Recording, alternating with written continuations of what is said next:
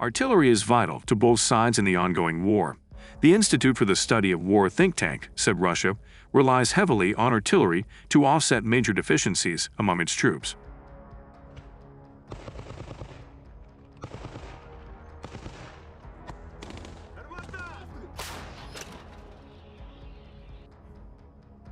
Lost a total of 3,258 artillery systems and 7,398 APVs since the outbreak of full-scale war in February 2022, the General Staff of Ukraine's forces said in a post to social media on Sunday. 5 APVs were taken out of action along with 19 artillery systems over the previous 24-hour period, the General Staff said on Saturday.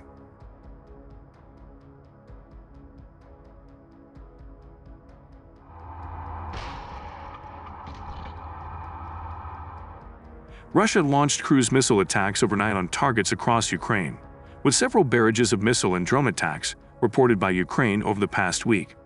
On Tuesday, the Ukrainian military said it had intercepted 6 Kinzhal hypersonic missiles as part of a complex strike, which Russia denied.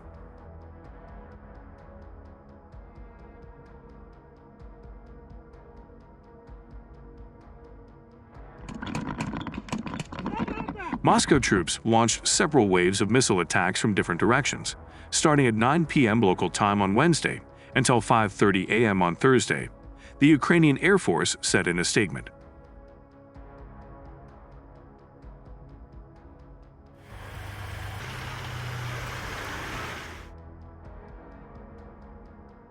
A total of 30 missiles were fired at targets in Ukraine from sea, air, and land, the military said on Thursday, adding it had intercepted 29 cruise missiles. The enemy continued to focus its main efforts on the Kupiansk, Lyman, Bakhmut, Avdiivka, and Marinka directions. 26 combat clashes occurred, with Bakhmut and Marinka remaining the center of hostilities, the report said.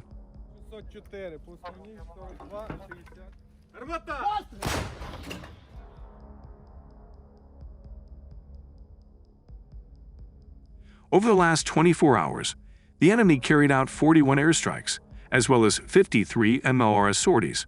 Civilians affected, private residential buildings and other civil and administrative infrastructure were destroyed and damaged.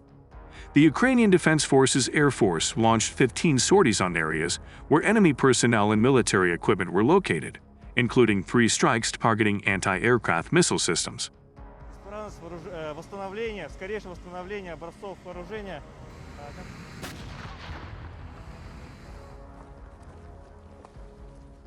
Explosions were reported in the Ukrainian capital as Kyiv's military said its air defenses had destroyed dozens of Russian cruise missiles in overnight strikes. The Ukrainian armed forces said that the enemy continues its offensive actions and that the battle for the city of Bakhmut continues. Kyiv has previously said that its grip over the city was reduced to insignificance.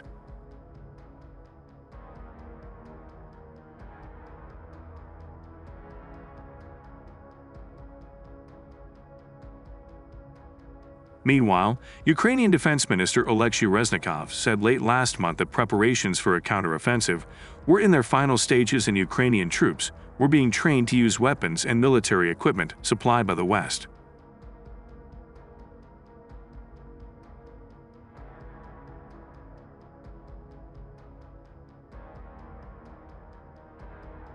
Preparations will end soon because apart from weapons and military equipment, there must be training for our military personnel on how to use them. We have received a sophisticated system, the defense minister told reporters at the time.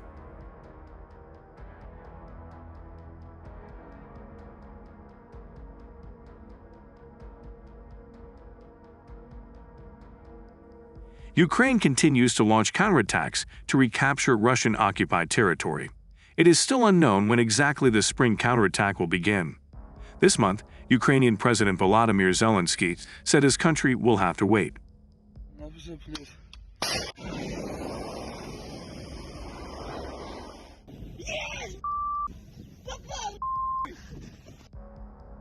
Ukraine's Deputy Defense Minister Hanna Maliar wrote on Telegram on Saturday that the situation in Bakhmut was critical, adding that, at the same time, our forces are still defending the Lytak area where defenders control certain industrial and infrastructure facilities.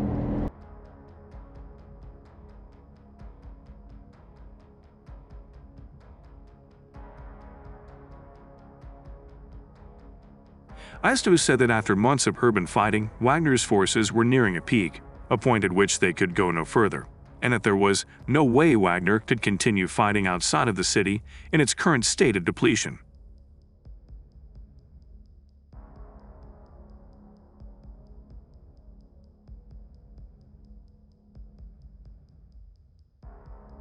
Prominent military blogger and former Russian commander Igor Durkin said that Russian troops were exhausted, as were Wagner's troops, who he said stopped on the outskirts of the city and crawled towards the city government border.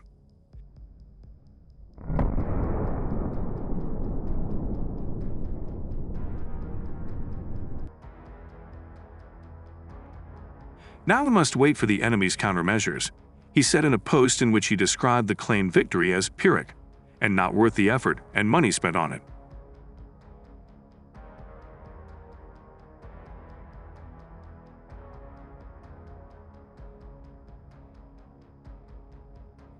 Wagner's troops may have been nearing their peak as they battled their way through the town, but were able to continue fighting due to flank support from regular Russian troops, ISTO said.